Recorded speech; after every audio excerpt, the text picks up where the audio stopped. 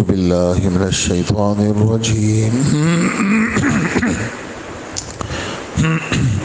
بسم الله الرحمن الرحيم ووصينا الإنسان بوالديه حملته أمه وهنا على وهن وفصاله في عامين أن اشكر لي ولوالديك إلي المصير وإن جاهداك على أن تشرك بي ما ليس لك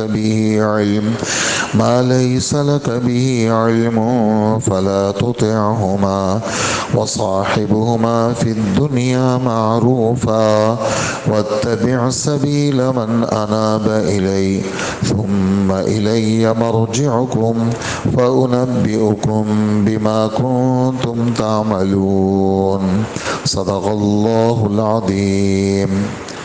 سورہ لقمان کی آیت نمبر 14 اور 15 کی تلاوت آپ حضرات نے سنی۔ حضرت لقمان کے بارے میں معلومات وہ پرسوں کے درس میں آپ حضرات سن چکے۔ گزشتہ کل شرک کے متعلق انہوں نے اپنے بیٹے کو نصیحت کی، اس پر کافی ساری باتیں آپ حضرات کی خدمت میں پیش ہوئی۔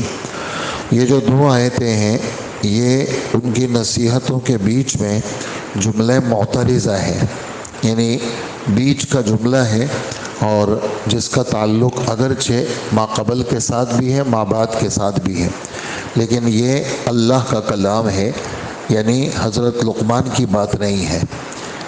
حضرت لقمان کی بات پیچھے جو کل کا درس گزرا ہے اور ان دو آیتوں کے بعد شروع ہوگی، جس کی ابتدا یا بنیہ سے ہے، اے میرے بیٹے، اپنے بیٹے کو نصیحت کر رہے ہیں۔ یہ بیچ میں جملہ معترضہ ہے اور پیچھے کے ساتھ بات کے ساتھ اس کا تعلق اس لیے ہے کہ ہر اولاد وہ اولاد تب بنتی ہے جب ان کے ماں باپ ہوں۔ ہر اولاد تب بنتی ہے جب ان کے ماں باپ ہوں، اور ماں باپ اللہ جل جلالہ نے ان کو مرتبہ دیا ہے ماں اور باپ کا۔ یہ ماں اور باپ کا مرتبہ اللہ کی طرف سے ملا ہے، لہٰذا اولاد کے ذمے ہے کہ ماں باپ کی قدر کو پہچانیں اور ماں باپ کے احترام کو پہچانیں اور ماں باپ کی خدمت کو پہچانیں۔ جب دل میں جیسے اللہ کی عظمت آدمی کے دل میں ہوتی ہے تو اللہ کے سامنے سر رکھنا آسان، اللہ کی بات ماننا آسان، اللہ کے راستے میں نکلنا آسان، اللہ کے دین کے لیے جان دینا آسان۔ کیوں؟ اللہ کی عظمت ہے دل میں کہ میں اللہ کے لیے کر رہا ہوں، اللہ میرے رب ہیں اور اللہ سے ہوتا ہے، اللہ کے غیر سے نہیں ہوتا، اور اللہ سب کچھ کرنے والے ہیں۔ تو چونکہ عظمت ہے دل میں تو وہ ساری وہ چیزیں جو عظمت کے ساتھ جڑی ہوئی ہیں وہ سارے کام کرتا ہے۔ بالکل اسی طرح اللہ پاک نے اپنے ساتھ والدین کو ذکر کیا ہے کہ والدین ہیں۔ دنیا میں ہر چیز کا بدل مل سکتا ہے لیکن ماں باپ کا بدل نہیں مل سکتا۔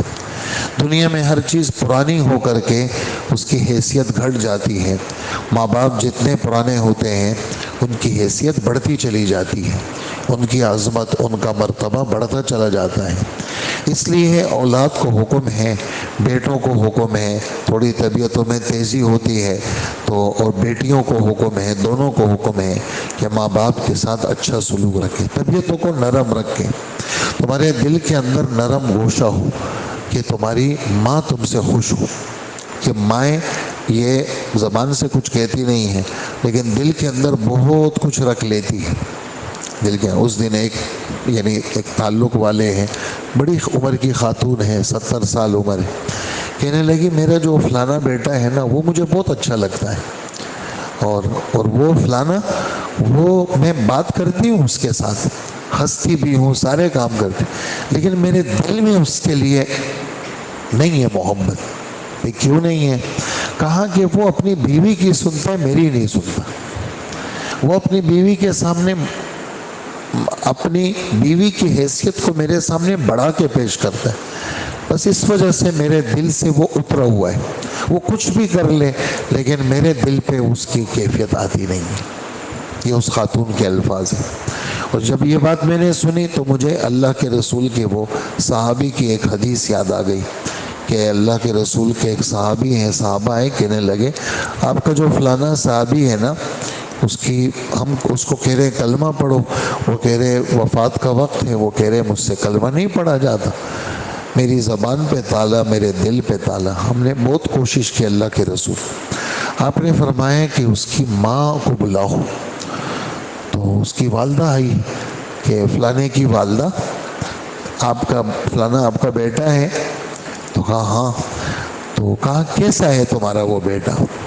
کہنے لگا کہ اللہ کے رسول روزے بہت زیادہ رکھتا ہے، رمضان کے علاوہ بھی نفلی روزوں کی کمی نہیں ہے، اور اللہ کے رسول نفلی نمازوں کی کمی نہیں ہے، انتہا سے زیادہ نفلی نمازیں اس کی۔ اللہ کے رسول خرچ بہت کرتا ہے، کنجوس نہیں ہے، بہت زیادہ صدقہ دیتا ہے، لیکن اللہ کے رسول میرے دل میں اس کے لیے محبت نہیں ہے۔ کیا ہوا؟ مسئلہ کیا ہے؟ کہ ایک دن ایسا ہوا تھا کہ اس کا اور اس کی بیوی کا اور میرا آپس میں کوئی ٹکراؤ سا آ گیا تھا۔ ہم یہ دیکھ رہے تھے کہ یہ جو بندہ ہے یہ اپنی بیوی کی بات کو لیتا ہے یا میری بات کو لیتا ہے۔ بس اس نے اس دن کیا کیا، اس دن اس نے اپنی بیوی کو ترجیح دے دی اور میرے حیثیت کو اس نے کیا۔ بس وہ دن اور آج کا دن میرے دل میں اس کے لیے خیر نہیں آتی۔ تو اللہ کے رسول صلی اللہ علیہ وسلم نے سفارش کی، آپ نے فرمایا تو یہ چاہتی ہے تیرا یہ بیٹا دوزخ میں جلے؟ دیکھو اس کی زبان بند ہو گئی ہے، باقی ساری باتیں وہ کر رہا ہے، اس کی زبان سے کلمہ نہیں نکلنا۔ تو اللہ کے رسول کی سفارش پر اس عورت نے معاف کیا۔ صحابہ کہتے ہیں یہاں اس نے معاف کیا، ادھر جیسے ہی ہم وہاں پہنچے اس کی زبان پہ کلمہ جاری ہو گیا، کلمہ پڑھ کر کے اس کی جان نکل گئی۔ تو یہ بڑے لوگوں کے ساتھ اللہ پاک دکھا کر کے ہم جیسے چھوٹے لوگوں کی تربیت ہوتی ہے۔ اس لیے یہ معاملات، اس لیے کہ دنیا گزر رہی ہے اور یہ دنیا جا رہی ہے، اور نہ معلوم کس وقت کون پہلے چلا جائے، میری ماں میرا باپ پہلا چلا جائے یا میں پہلا چلا جاؤں۔ اس لیے ہماری درخواست ہے کہ والدین کے ساتھ بار بار ہمارے رب ترغیب دے رہے ہیں۔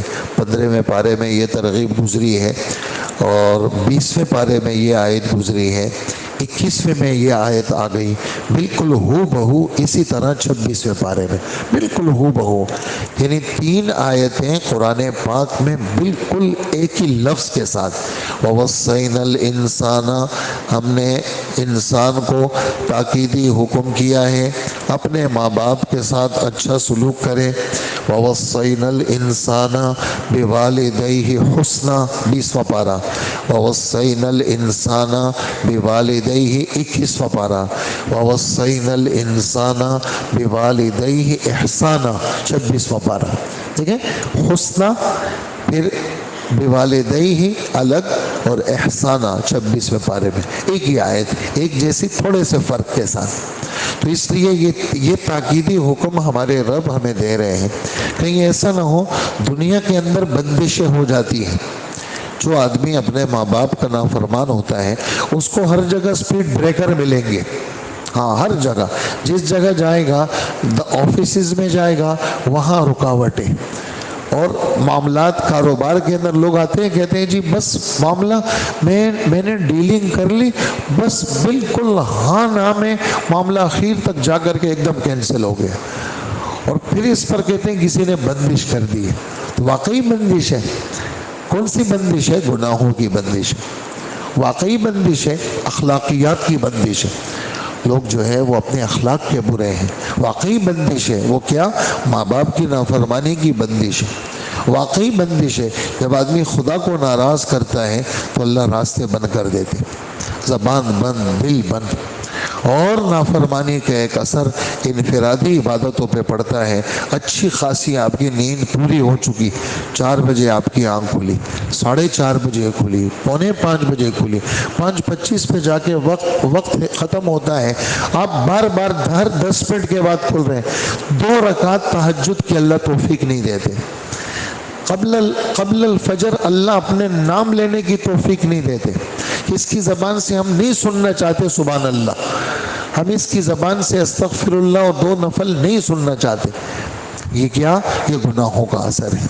اس لیے آدمی کو ہر وقت توبے کے ساتھ اللہ مجھے معاف کر دے، اللہ میں تو گناہ گار ہوں، تیری نعمتیں استعمال کرتا ہوں، اور میں تو یا اللہ پرلے درجے کا نالائق ہوں. میں یہ اللہ سے باتیں کرے اور اپنے کو فلا تزکوا انفسکم، سورہ نجم کی آیت ہے، فلا تزکوا انفسکم، اپنے کو مقدس مت سمجھو، مجھ سے بڑا بزرگ کوئی نہیں ہے. میں آپ کو پتہ نہیں میں کیسا آدمی ہوں، میری آپ دیکھیں تو صحیح، نہیں پتہ نہیں کیا گڑبڑ ہے تیرے اندر.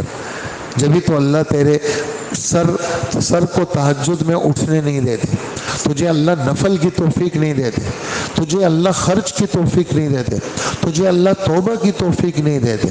اس لیے اپنی کمیوں کو سامنے رکھیں تاکہ آدمی کی اصلاح ہوتی رہے. تو یہاں پر یہ والدین کی خدمت کا بیان ہے، کافی ساری باتیں ہیں اس میں، ہم صرف یہاں پر یہ کچھ باتیں پیش کی.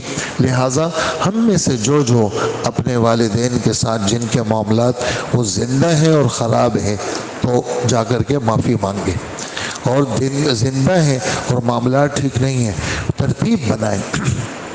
ماں باپ کو اپنے سے الگ نہ رکھیں، ماں باپ ہیں، ان کی خدمت کرنا، ان کے پاؤں روزانہ ان کی بدنی خدمت کرنا، روزانہ وہ آپ کو دیکھنے سے خوش ہوتی ہیں تو آپ ان کو اپنا چہرہ دکھائیں.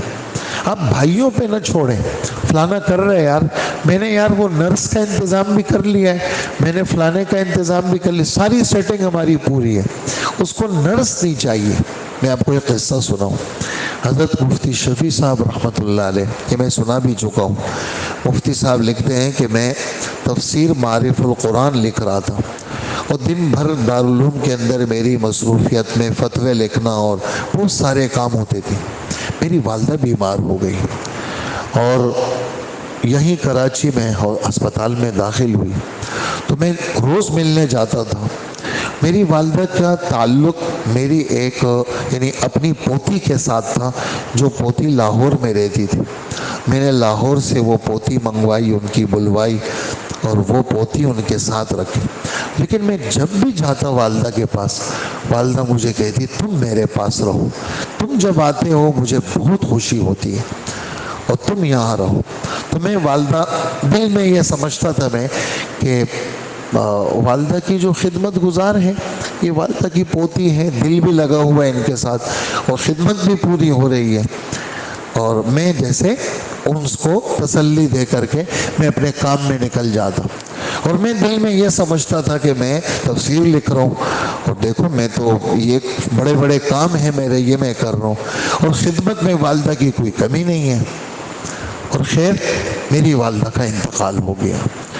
مفتی صاحب لکھتے ہیں، یہ میں نے خود یہ مضمون پڑھا ہے اور یہ رونے والا مضمون ہے. مفتی صاحب لکھتے ہیں آج میری والدہ دنیا میں نہیں ہے، اور میرے پاس دنیا کی ہر نعمت ہے. کاش میں ساری تفسیر بند کر دیتا، کاش میں سارے فتوے بند کر دیتا، میں جتنے بھی دین کی خدمت کر رہا تھا میں سب بند کر دیتا، اور میں وہ دن جو میری والدہ کے اسپتال کے تھے میں 24 گھنٹے اپنی ماں کے پاس رہتا. مجھے دنیا میں کوئی حسرت نہیں ہے، اگر میں کوئی حسرت لے کے جاؤں گا تو یہ حسرت لے کے جاؤں گا. کتنے بڑے آدمی ہیں، اور کیسی اللہ پاک کے سامنے ان کی عاجزی ہے کہ میری والدہ نے مجھ سے بار بار کہتی تھی، اور میں یعنی اپنے کاموں میں لگ گیا، والدہ کی پاس جو ان کی چاہت تھی اس کو میں نے پورا نہیں کیا. ایسے ہی ہم لوگ بہت سارے ہم کہتے ہیں میں دین کا کام کر رہا ہوں، میں کہتا ہوں آپ کہیں گے ہم دین کی خدمت کر رہے ہیں، لیکن والدہ ہے، والد صاحب ہے، ان کے پاؤں کے پاس اللہ نے جنت کو رکھا ہے.